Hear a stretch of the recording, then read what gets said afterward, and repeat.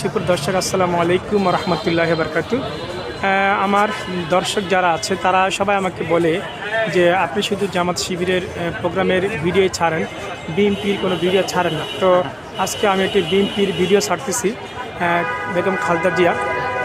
এটি ঢাকা বিশ্ববিদ্যালয় বাংলাদেশ ইসলামী ছাত্র শিবির আয়োজন করেছে টিএসসিতে। তো এখানে বেগম খালেদা জিয়া 2011 সালে একটি কিছু কথা বলেছিল, সেই কথাগুলো আপনাদের পড়ে শোনাচ্ছি।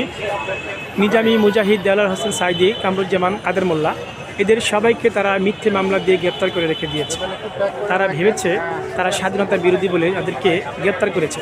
আমি বলতে চাই, আজকে তারা যে অবস্থা করেছে, গোপন চুক্তি করে স্বাধীনতার পরেও যে গোপন চুক্তি করেছে, স্বাধীনতা বিরোধী শক্তি হলো এই আওয়ামী লীগ।